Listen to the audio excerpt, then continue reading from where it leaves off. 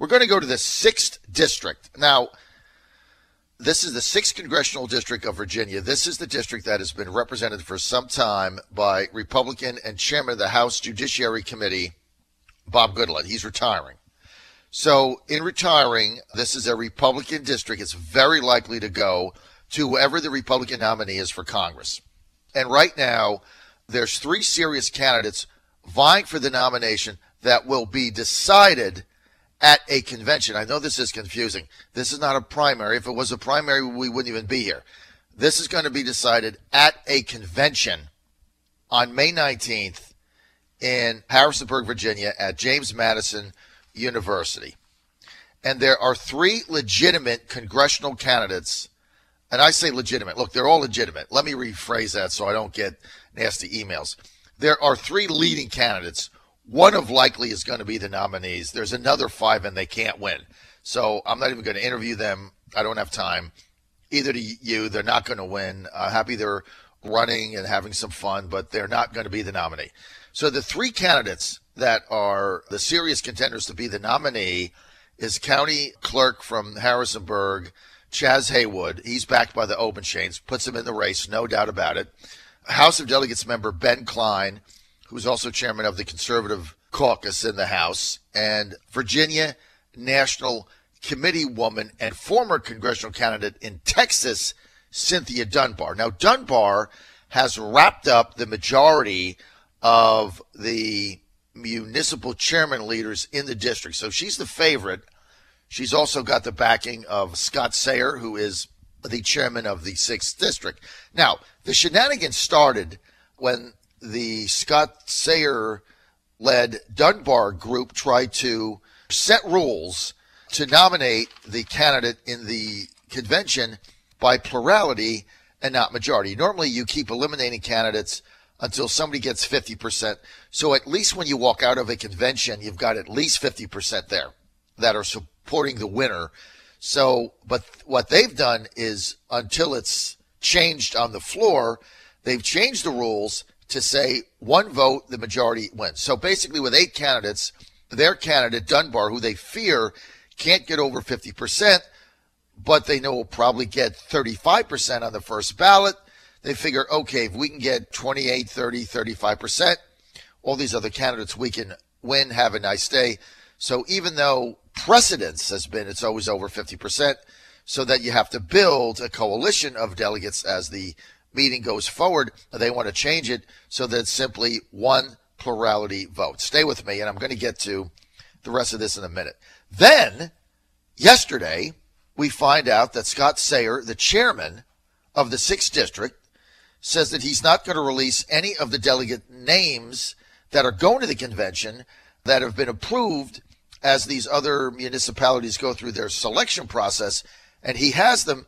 Well, he's not going to give anybody any of the delegates until the end of April, giving them only 3.5 or 4 weeks in order to get their campaigns together. In the meantime, Scott Sayer has the list. And Scott Sayer is being challenged for chairman by Jennifer Brown, who's going to be with us momentarily. So stay with us. Okay? So Jennifer doesn't get the list until the end of April, but Sayer has it now. So obviously that's a huge advantage for the incumbent, because he can plan his campaign. He knows how many people have signed up in what areas, what their weighting is, who they are, how to approach them, who's going to make the phone calls, get the phone numbers. He's got all that. Jennifer does not.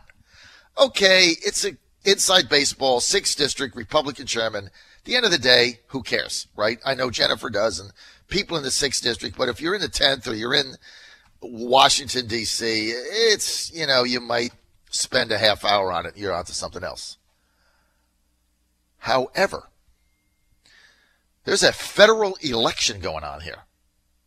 And so the question is, Scott Sayer is a Dunbar supporter. So the question is, which I asked Scott last night on the phone 5 times, are you going to give the delegate names to Cynthia Dunbar or anybody in the Dunbar campaign prior to releasing them to everybody else? I asked Scott Sayer this question 5 times. He could not answer it 5 times. Instead, here's what he said to me. And I quote, I'm going to do an investigation on the accusations and report back the facts the week of March 26th. And I'm like, what are you going to do? Investigate yourself? I mean, you have the names. Are you giving them the Dunbar campaign or not? Obviously, your opponent, Jennifer Brown, is at a disadvantage because you have the names of the delegates and she does not. But you can argue that's the power of incumbency, I suppose. And we're going to get Jennifer here to weigh in. But I want to set the table for you so you know what we're talking about if you're in some other area. So then the question comes to me, are you going to give the names to Dunbar or not? Because if you do, now you're influencing a federal election at the expense of others and giving Dunbar a tremendous advantage, or operatives in her campaign. And he would not answer the question. He kept answering by saying, I'm going to investigate the accusations and report back the facts the week of March 26th. I don't know what he's going to investigate. He either gave the names to Dunbar or he didn't. I don't know. What is there to investigate? You have the names. You either gave them the Dunbar campaign or not. And if you didn't, then say you didn't. The fact that he doesn't say he didn't leads me to believe that he did, which is just why I hate this process. I hate conventions and why the Republicans just suck and they're going to keep losing. Joining me now is Jennifer Brown. Jennifer is running for chairman against Scott Sayer. Jennifer, sorry for that long intro, but I have to set the table here. What is going on with these names? Explain the process, and aren't you at a huge disadvantage if he has the names and you don't, and you're trying to unseat him as chairman? He's got 2 months and you've only got a month. Isn't that unfair? Explain the process. Okay, well, you set it up pretty well for me. So basically what happens is that each unit within our district has a mass meeting where they have a filing deadline in order to be able to collect pre-file forms for delegates who are interested in becoming delegates to the convention in May. A lot of these deadlines have been completely arbitrary. We had one that was on a federal holiday, and a 10-day window where 2 days were Sundays. So you really have a process that has pretty much been compromised from the very beginning. So all of these individual units who are collecting these forms are trying to do so in a fast and furious manner, while others are more fair. So once all of the units collect all of the pre-file forms, they have to enter all of the delegate information into a spreadsheet. They have to turn it in to the 6th District Committee within 7 days from the mass meeting, no later than 10, depending on how large that number will be for the delegates.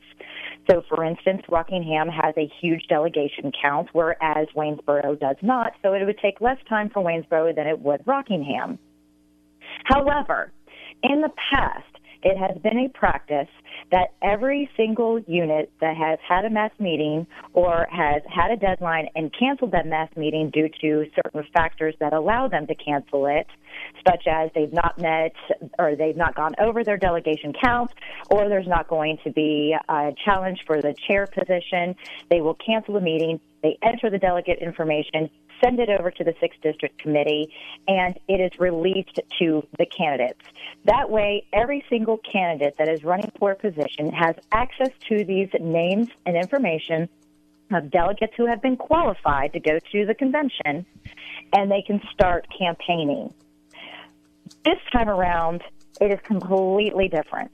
Now it's a situation where we have been asking for the delegate lists because they have been released upon each unit ending their mass meeting or have met their deadline, where we have a chairperson who is saying, we are going to wait until the April meeting and we are going to have the committee decide whether or not these lists are going to be released. So they could go into the April meeting and decide they're not even going to release the delegate lists at all.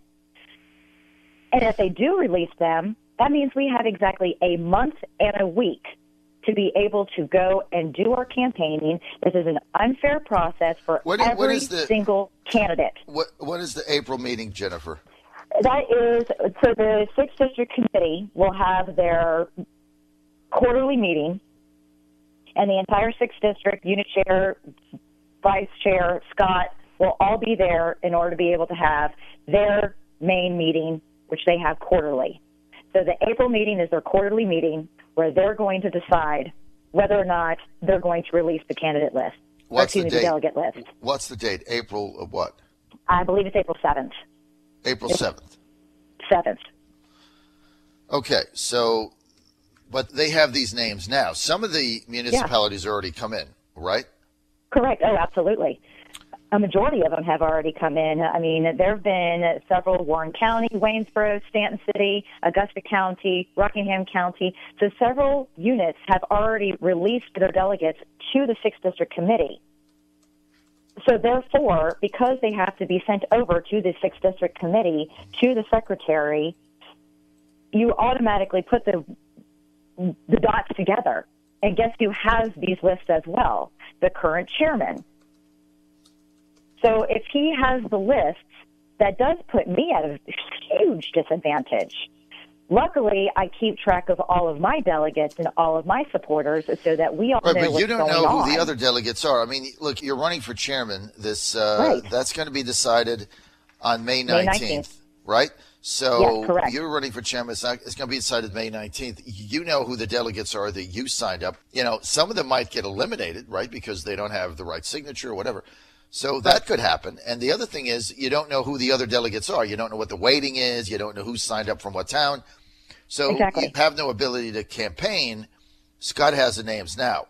Right now, you're running against correct. Scott Sayer. So, look, there is an argument to say that, okay, this is an old trick, and Scott Sayer's withholding the name so that he can have an advantage over you in the race, and too bad he's the incumbent, and you're not. That's why it's tough to beat one of these incumbents. And I might spend one segment on it, and then the next time I would talk to you would be at the convention May 19th, okay? Here's the rub, Jennifer. This is a federal election, okay? Absolutely. We have candidates running for Congress now. This isn't chairman of the 6th District GOP, inside baseball. Republicans fight each other, and they cheat and steal, and all these conventions go on, and the Washington Post does this story and laughs at them. Okay, that's one thing. The reason why this is not going away for Jennifer Brown is this is a federal election. And my question to Scott Sayer last night, who is a supporter of Dunbar, is he not? Oh, absolutely. Right. So he's an announced supporter of Dunbar, Cynthia Dunbar, one of the 3 major candidates, very involved in her campaign. He's the chairman. And so my question to him last night is very simple. Did you give the names of the delegates who you know are approved now for the various municipalities that are already in? Did you release those names to Cynthia Dunbar or anybody in the Dunbar campaign? Is that a simple question or not? It's pretty simple to me. Yes or no?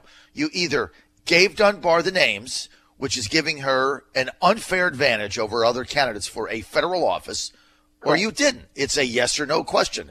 Yes, I gave her the names. No, I didn't give her the names. Yes or no? Yes, I gave her operative the names. No, I didn't give her an operative the name, even though he's an operative. Right? He wouldn't answer the question. Instead, he said to me 5 times, I'm going to investigate the accusations and report back the facts the week of March 26th. And I said to him, well, Scott, and by the way, I offered Scott the opportunity to come on today, declined. I said to Scott, okay, Scott, let me get this straight. So you're doing an investigation of yourself to see whether or not, if you release the names to the Dunbar campaign, what the hell kind of an investigation is that? You're investigating yourself. Either you gave the names to the Dunbar campaign or you didn't give the names to the Dunbar campaign. I mean, it's pretty simple. I don't know what are you investigating? What is he investigating? Again, I'm going to investigate the accusations. The accusation is you don't have the lists. Okay, that's the accusation. Did you give Jennifer Brown the list? No. Okay, well, what are you investigating? Whether you gave it to you when you were sleepwalking? I mean, Jennifer, do you have the list? I don't have any of the list. You don't have the list. Does Scott have the list? Does Scott have the list? Do I actually know if he has them? No. Do I assume that he has them? Absolutely, because of what things have been said. Well, also because he is the current chairman. He gets all of the lists. They are the chairman has to get the 6th list. District. So he has the list and you don't. That's one thing. Then the question becomes, does Ben Klein have the list? Candidate for Congress. He's collected. He has not received the full list. He doesn't have the official list. Does Chaz Haywood have the official list? No. Negative. Right? Does Cynthia Dunbar have the official list? That's the question. Well, that's the only question. I don't know what is there to investigate, Jennifer. You either gave her the names or you didn't. I mean, what is the investigation? Exactly. What are you going to do? Is that he's trying to go and play this whole smoke and mirrors, sleight of hand trick, which has been happening from the very beginning. It is detrimental to every single candidate save one. We are trying to insert the plurality vote to now holding the delegate list. It's absolutely ridiculous. Bottom line, the sanctity of the federal election procedure has now been compromised. He needs to recuse himself. He needs to step down. If this is not going to be a fair, judicious process for all, and it's only going to be slighted for one, then enough is enough. He needs to step down. This is ridiculous. It's unfair to every single candidate in this process. Well, he can't be trusted. You know what? This is the kind of stuff. This is why I hate conventions. This is why the Republican Party loses election after election after election, and why in Virginia the entire Republican Party, including Freddie Burgess, is becoming a complete joke. You know, John Whitbeck should step in. Somebody should step in and stop this shenanigans. And if you think this is going away, it isn't. I mean, I'm going to keep this drumbeat up because I don't have a dog in this hunt, but I'm after fairness. And I mean, if I'm running for Congress and I'm Ben Klein and I've got one candidate is, first of all, they're trying to change the rules so that she can win on the first ballot, which, I mean, they argue change the rules. Set the rules. Certainly you break precedent, right? I can't remember any conventions I've been to where it's a plurality. It's always a majority because that makes sense. They want to change it to help their candidate. Now they're manipulating the lists to help their candidate Dunbar. Why can't Dunbar go in and win the thing legitimately? So that brings into question the whole Dunbar campaign. Right? Just do the right thing. Go out, get your delegates, win, go to Congress, and make something happen. Don't cheat. Exactly. This is cheating. It's egregious, and it's why people hate the Republican Party in Virginia. And it's got, if you look up, politics stinks in Virginia. You know whose picture you're going to find? Scott Sayers. Scott Sayers. Scott Sayers, right there, WikiLeaks. Why people hate Republicans and their political gamesmanship in Virginia. Scott Sayers' picture right there. I want to read again his statement. I'm going to do an investigation and report the facts back. Well, what are you investigating? You either gave the names of Dunbar or you didn't. I mean, what investigation is there? Unbelievable. This is another game to be able to elongate the process. So instead of actually just going and looking into it and saying, okay, yes, the vice chair of the 6th district, who happens to be the Dunbar's campaign manager, obviously has access to that information as well. And so there is no investigation. It's either you release the lists or you don't. Or you don't go and elongate the process by going into this fake investigation just so that you have one more excuse not to release delegates. Unbelievable. Hashtag release the delegates. That's all there is to it. Unbelievable. I tell you what, it's just John Whitbeck, the chairman of the Republican Party of Virginia, they've lost 10 races in a row statewide. This is the shenanigans you have to deal with. Whitbeck just has to step in and stop it. I mean, I don't know what authority he has, but he has the authority of the pulpit. And he's the chairman.